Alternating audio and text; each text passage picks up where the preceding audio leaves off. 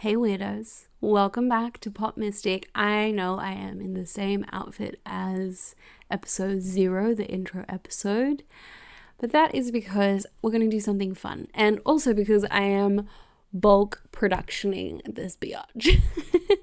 I mean, I'm not gonna lie, this podcast isn't sponsored, which means it's self-funded, which means that I'm using time that capitalism thinks that I should be using for making money. But you know what you can do with time? You are now tuning in. This is Pop Mystic, and I'm your host, Isla. Time isn't money. Time is more than money. Time can turn into art. Time can turn into good times. Time can turn into good memories. Time can turn into delicious food.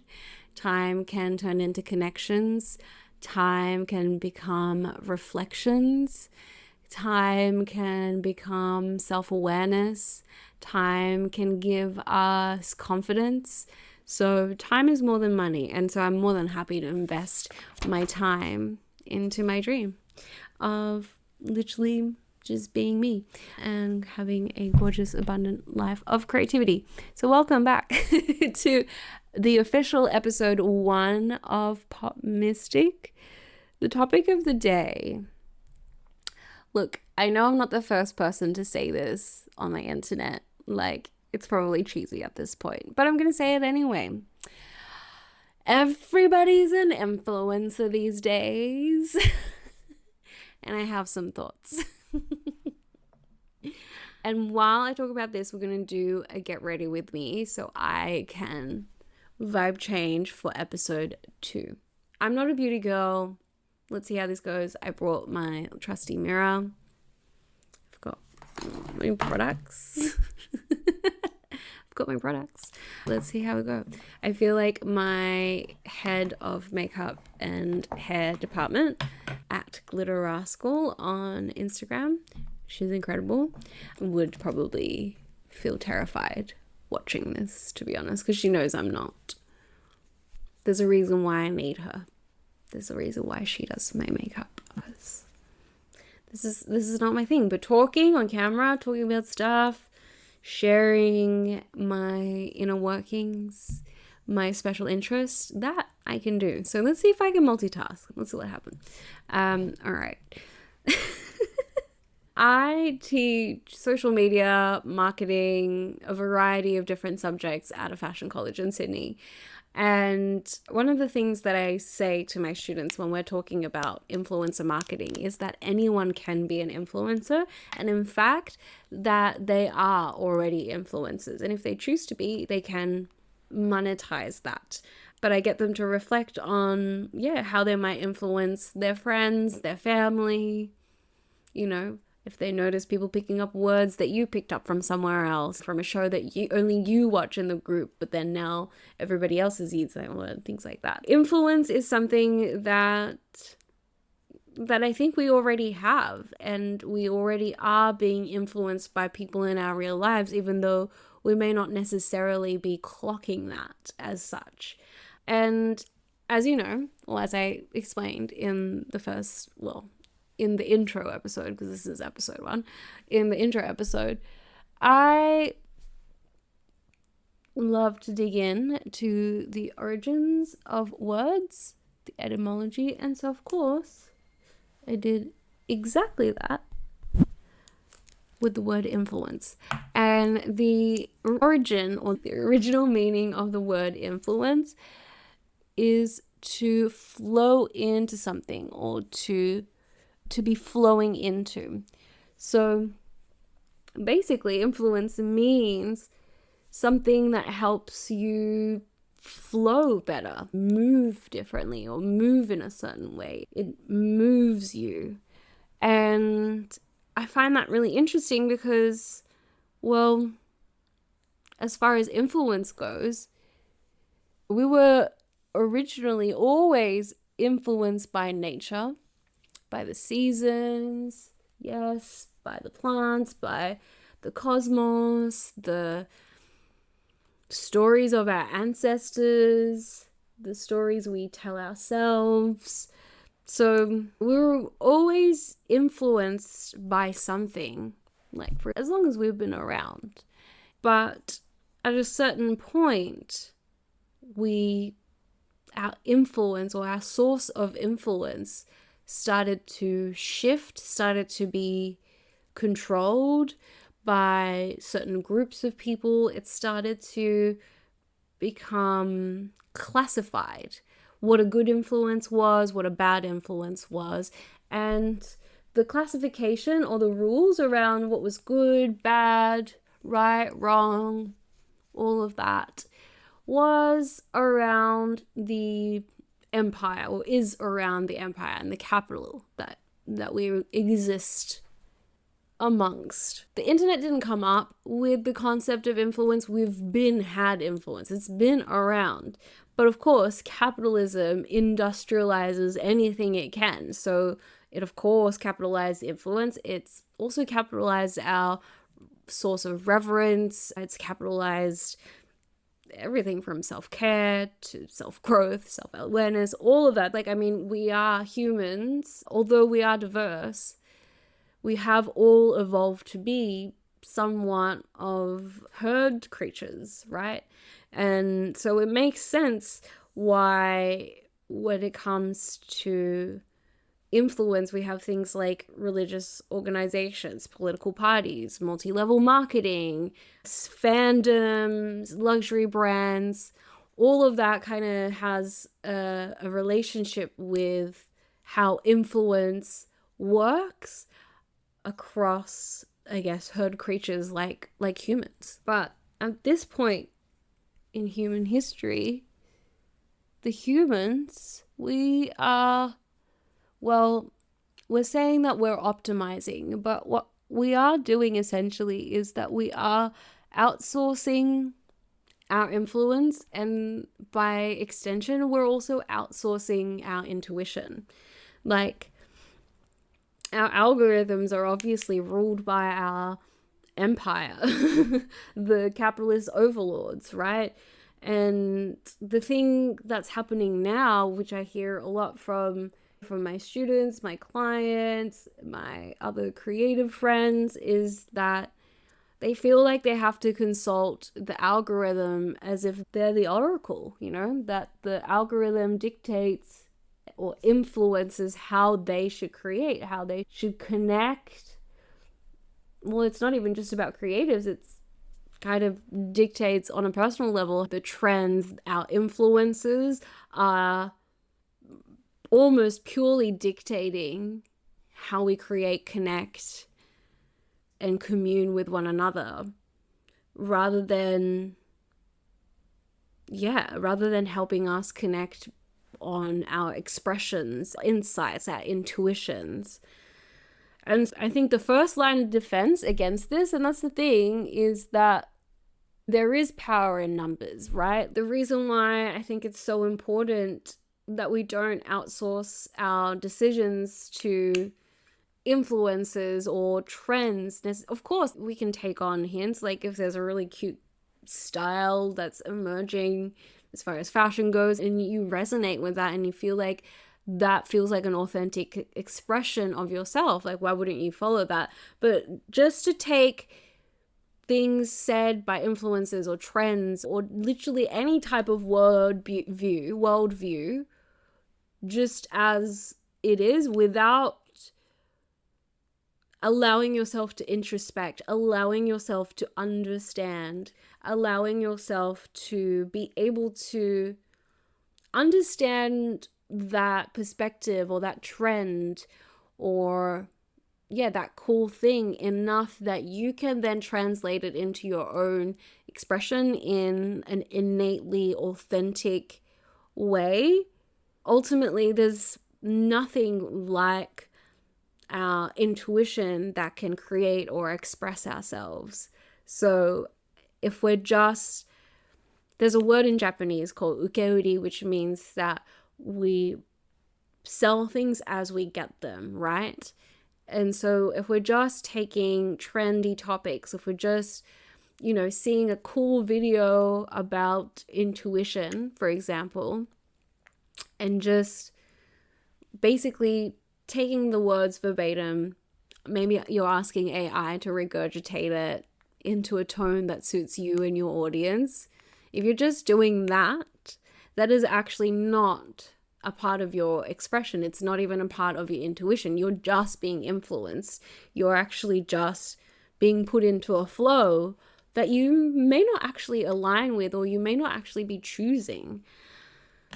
So influence, I think, should expand you, right? That's what I'm trying to say. If influence isn't expanding you, if it's actually constricting, it's feeling overwhelming, it feels like it's boxing you in, or you're being made to fit in, or you're trying to fit in because of a certain influence, then it actually isn't in your highest good, because how can you feeling constricted be good for you? just on the base of that. And I'm saying this on a social media platform, but I guess influence isn't restricted to what's found on a screen, and we can absolutely find influence, good influence that inspires our intuition, sparks something in our intuition that leads to some kind of an expression. But it's usually from humans. It's from nature or the universe. And the stories that's been told. There's a resonance, there's a frequency, there's a genuine frequency. And we all have emotional intelligence. We all have the capacity to feel. And of course, there's lots of noise that's getting in the way of feeling our truth, feeling our intuition. And that's also partly, we can blame part of that on not influencers as people, but the concept of influencers and influence as we've been given by big media and big entertainment. And you all know how I feel about the word entertainment and big media. But it's something that I'm probably just going to continue talking about for the rest of this podcast series, as long as it lasts. until the media's change, until the media stops being big.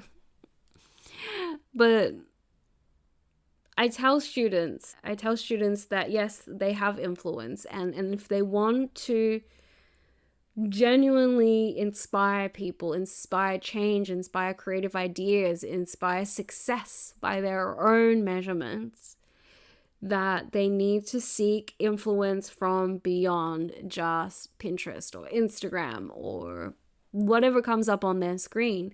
They can still look at screens, but they should go and watch old movies when sets were designed and created by hand, where there's texture that only really human hands and maybe paper mache can leave. But for example, my qualm with newer movies is that it's all very smooth. There's no texture, there's no grit. And reality has grit and texture and grime and dust, and sparkles and glitter and lame and silk and all of these textures. And you can't feel that and see that in spiffy movies. I miss the quality of fantasy films back in the 70s, even in the 80s, early 90s, like where there was still human hands, human artists creating worlds. And that's what made big entertainment so beautiful and exciting initially. It was human made. It was human stories being told. Yes, there was lots of agenda, and yes, there's lots of storytelling that was of that time. But my point is that we should seek inspiration from what's of this world and beyond this world. Our minds, our consciousness, our subconscious, our unconscious, however you want to call it, our unconscious codes information into our psyche through sensory cues, right? Visual, auditory, kinesthetic cues. And that's why media, especially movies and video content, is so powerful, can be so influential, because there's movement on screen, there is audio element, and there's of course this visual aspect. And when it comes to social media, it comes with the kinesthetic, somatic action of us scrolling and tapping and swiping. And that actually is a really good combination for coding information into ourselves.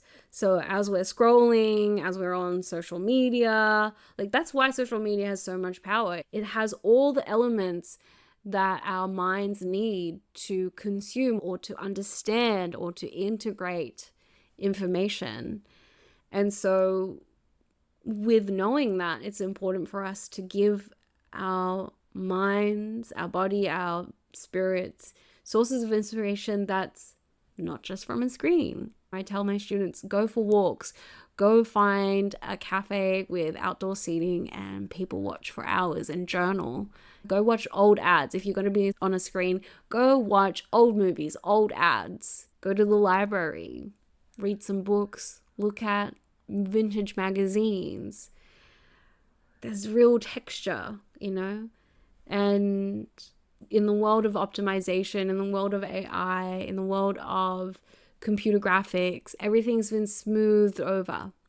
And the algorithm seeks to do that. It seeks to smooth over everything that gives texture, that gives humans a chance to experience life in all its spectrums, which means that we all have slightly different experiences, which means that we become slightly diverse in our thinking, which means that we become harder to control. It is a lot easier to control us if they can influence us to think in similar ways. And so that's why the empire, the capital, patriarchy, utilizes media, and currently people like influencers to influence us. And the only way that we can sort of disrupt that, I'm doing it the wrong way. I'm not doing a very good job at Get Ready With Me, but I feel like I'm getting, I love stick makeup. I don't know if I'm going to put that in the final cut, but I love stick makeup. This is very old. Like, I've had for so long. I don't think you're supposed to use makeup for that long, but because I don't wear enough makeup, it just lasts forever. I think it's okay. It's not giving me any eye infections or anything, so I'm gonna say it's fine. I did just realize I forgot to bring a brush for it. That's fine. I'll use my finger.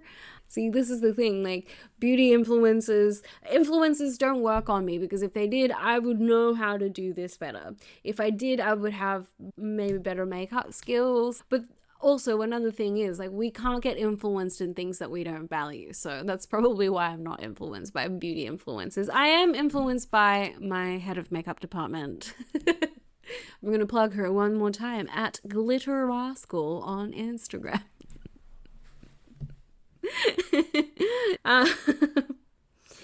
But what I was trying to say is the only way that we can fight against the algorithm, fight against influencers, is to just stop giving in to corporate backed influencers. Stop giving in to influencers that don't use their influence to speak up against genocides. Stop giving your attention to influencers that are happy to partner with companies that, again, want to sponsor genocide. Oh, I don't know if I'm allowed to say that on YouTube, but we'll find out. My finger just went straight for the purple, so we're just gonna go do that.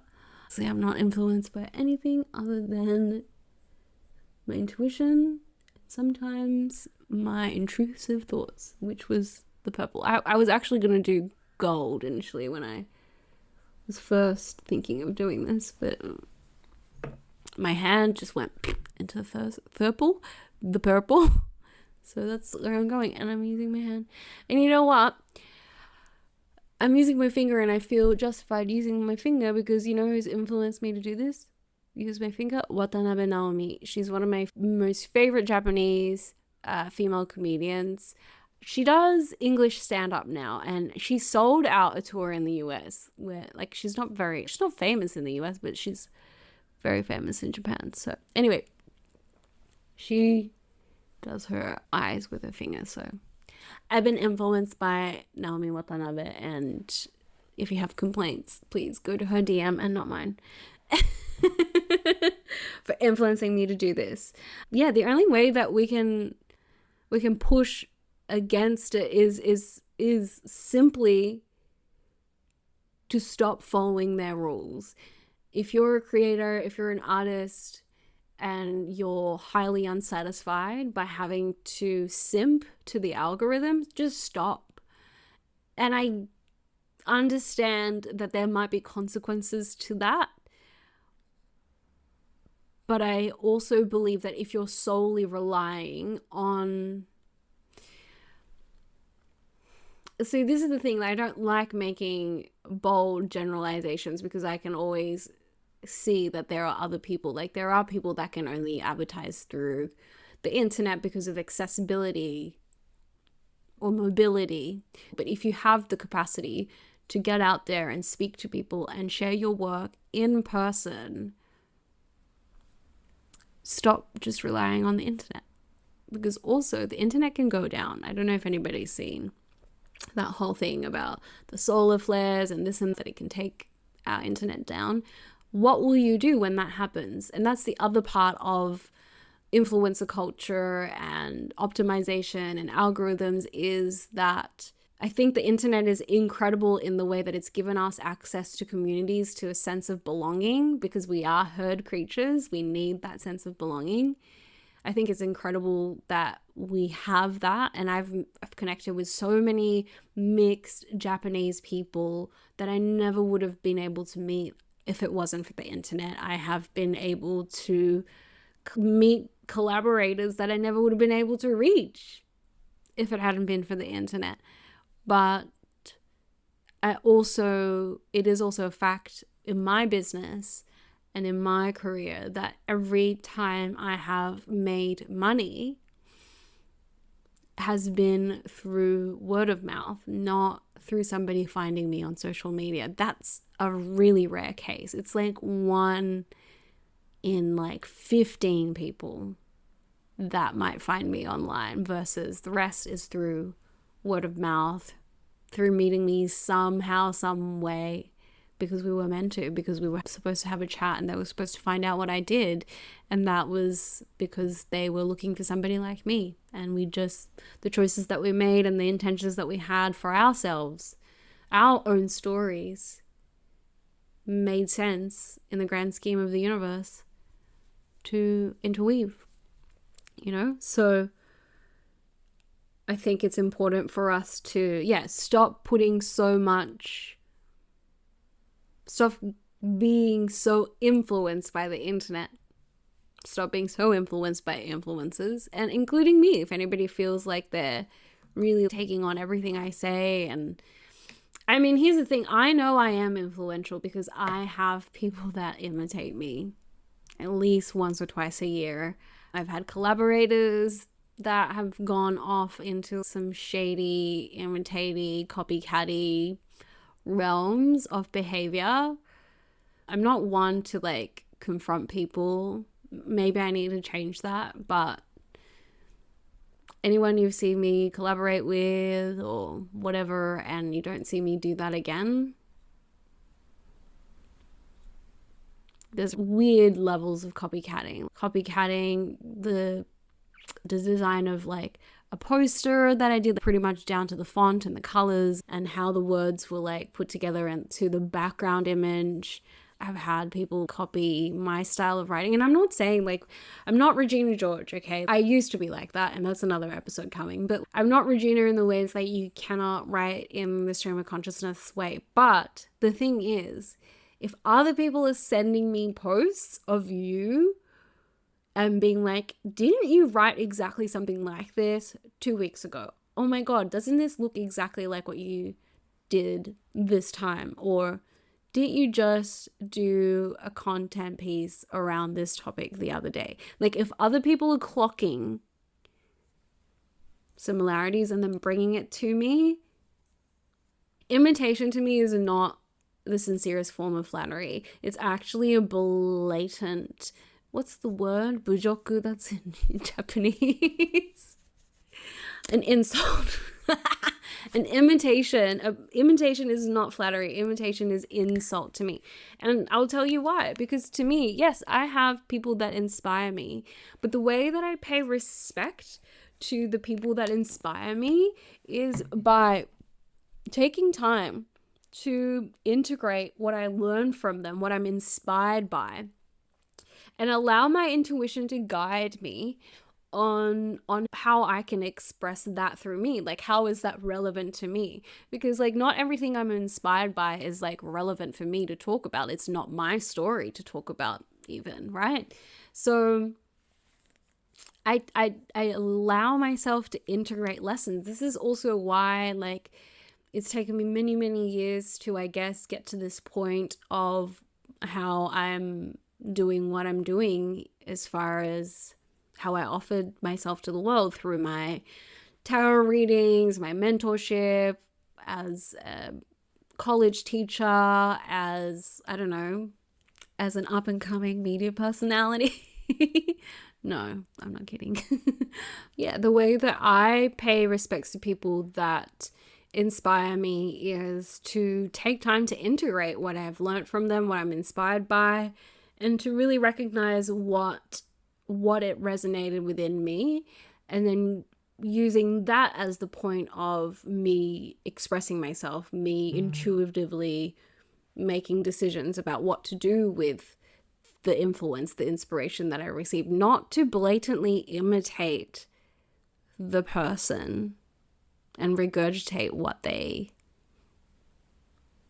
gave me. That wouldn't be, that actually isn't honoring, because they created and they shared their work because that's what they were inspired to do, and that's who they are. How is something a genuine expression of myself if I'm just doing what somebody else just did? If I'm just copying them because I think it's going to make me money, because I think it's going to go viral, I think it's going to get me more followers, I think it's going to make me look like a good person. Whatever the motivation or reason might be, like, it's not genuine. It's not authentic. And yeah, in this world of optimization, and when the systems like AI are becoming smarter to figure out how to speak in subtleties the way that we do, because subtleties are basically energy, right? Energies behind words and the tone of voice and what we can sort of understand through looking at a person, if they look nervous, if they look tense, if they look relaxed and happy to be there. Like we communicate through more than just words, and we communicate through more than just what meets the eye. The only thing that we can truly do to get past being influenced by the algorithm, by other people, by noise, is to get back in tune with our intuition, even though we are constantly being influenced not to listen to our intuition. I assure you that this podcast is here to influence you to tap back into your intuition. In other words, if you don't agree with something that I'm saying, that's your intuition speaking. And that's your invitation to introspect, to research, to perhaps even create your own expressions. I wouldn't think you're imitating me unless you call your podcast pop magic or like pop, I don't know, mysticism or something like that. But I wouldn't think you're copying me if you then felt inspired by what I was saying and you wanted to just like say the opposite. You know, if you were pretty much like exactly saying what I said in a similar format, in the exact same way, in the exact same flow, and you dress like me and you're already in my community, like I might start to think, hey, What are you doing there? But if you want to create a rival podcast, like, go ahead, please. There's space for all of us. I'm not here to compete. I'm just asking everybody to let their intuition guide them in their expression. And I really don't think that comes in the form of imitation, and I don't think that comes in the form of things that influencers and the capital is trying to influence us as good or as trending or as necessary, you know? And the only way that we can change this is by more people letting their freak flag fly. The only way that we can change this is by more people allowing their freak flag to fly. The only way is to throw off the algorithm, is to start teaching the algorithm something different, something other than, I'm so sorry to blondes, because I love blondes, but like, I'm sorry that you're often the poster child, but unfortunately you are the poster child for, racist algorithm. But like, we have to throw off the algorithm from being focused on the white, blonde hair, blue-eyed, thin, American Western source of influence. Like I keep saying, we are herd animals, but we are also diverse. And we're capable of being in herds of diverse people. It's been done before. It was done for thousands of years. Until we started having things like patriarchy and capitalism. So let your freak flag fly. Like that's part of why there's Pop Mystic. This is my freak flag flying. And honestly, like, if I was to really think about it, essentially I'm making myself into an influencer. I'm trying to show them how it's done. I'm trying to be a ethical influencer. I'm trying to be the most wokest influencer ever. But in my choice of that, there is like a sacrifice of me constantly having to check my ego, constantly having to check my doubt and imposter syndrome, because the platforms that we're on to influence, if you want to become an influencer, and if you want to have influence in ways that have mass effect, that can be measured and be considered commercially viable, like I'm like putting myself in throes of being amongst noise that makes me want to compare, makes me feel like I'm not enough, I'm not producing enough, especially because I'm not following any of the rules. Like, my thing is, I teach marketing really well. I'm really good at teaching marketing. I love teaching marketing, actually, but I hate the rules. I hate every single rule. I hate almost every single thing about marketing, because marketing started off with genuine intentions, but it became quickly a tool of the capital to manipulate, to influence us to consume, to use even things like entertainment as a way for us to keep us in a state of consumption. It's hard trying to be an influencer. It's hard. Yeah, I know I started the podcast by saying like everyone's being an influencer these days. Yeah, I'm one of them, but I want to do it right. I want to do it to meet the potential of what influence can be and what internet plus the concept of influence can be. Anyone have a guess on why this episode is called Shut Up and Listen? Anyone?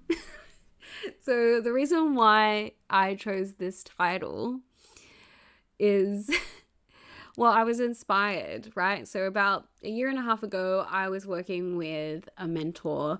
Her name is Brittany Marie. She's from Dreamstruck Studios. Check her out on Instagram. She's an incredible mentor, especially if you want somebody to keep you accountable and get your systems in order. If you're a femme, if you're somebody who's more of an intuitive feeler in your Myers-Briggs MBTI tests, if you're not as logical, systemic thinking kind of brain, go to her. She's incredible. She helped me integrate systemic thinking in a way that I could digest. She mama birded me systems. Anyway, I digress, but when I was working with Brittany Marie, one of my focuses was to get Pop Mystic off the ground. This was around the time where I was really wanting to get into video podcasting. The season 3 that never really became, that kind of was the reason why I ended up taking hiatus. And when I was setting my goals with her, I was looking at the amount of average listeners to my podcast episodes at that point. And it was something, I don't know, I think maybe the average listeners per episode was 12. That makes the most sense. And that, when I was looking at that on my computer screen, that took me to a moment in Princess Diaries, the first one, Princess Mia's best friend, Lily Moskowitz. She has that independent network, her own TV show, and that is called Shut Up and Listen. And she has like 12 viewers, and that's how I felt. I was like, I know I'm saying really cool stuff and interesting stuff. I know I'm doing this differently, and I feel like Lily from Princess Diaries. And honestly, like, if I could tell the world to shut up and listen, I've got something to say, I would. And that's kind of what I wish I could do about this whole influencer thing. I wish I could mass snap everybody out of the hypnosis. Not mass hypnotize, but like mass unhypnotize people from this whole, what is it? Whole mirage? Is it a mirage? Whole mirage? Whole smoke and mirrors? English. Yeah, this whole smoke and mirrors of influencing or influence, the concept of influence. Back to what I was saying earlier, influence should expand us. It shouldn't constrict us or make us feel like we're not enough. It should inspire us to connect with ourselves, to express ourselves, to introspect, to connect with each other, with nature, to live in harmony with one another, because once again, we are herd creatures, and it works in our most highest benefit to live in harmony with each other. Why are we still letting sources of influence actually influence us to pull us apart, and letting them stop us from realizing that and letting that slide? Like, that is not okay. That is the biggest crime of all, for influence to be used against us, to detach us from intuition. Because remember, the original meaning of the word influence is to be in flow with something, to put ourselves into flow.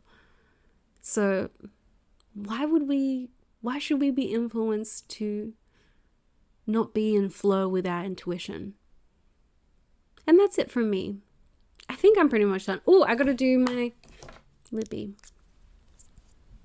Okay, that's not a bad job. Not a bad job. I think I'm a lot more like outside ready than I was intending to. I was literally going to do a subtle gold shimmer. So I'm ready for recording the next episode, but I'm a little bit more, I'm a Barbie girl vibe. But that's okay, I don't hate it. It kind of goes with everything. Here we go, let's do this. So then we have a little bit more of a final picture. So if I can influence you on anything through this episode, is to go outside. Go watch an old movie. Remember to give yourself sources of influence and inspiration outside of screens, outside of scrolling, you know. Go find sources of inspiration out in the real world, because that's how our ancestors did it, and that's, without them we wouldn't be here. So That's it from me. I hope you enjoyed this episode. If you did, make sure you like and subscribe. Thanks for watching. This was Pop Mystic. Mwah.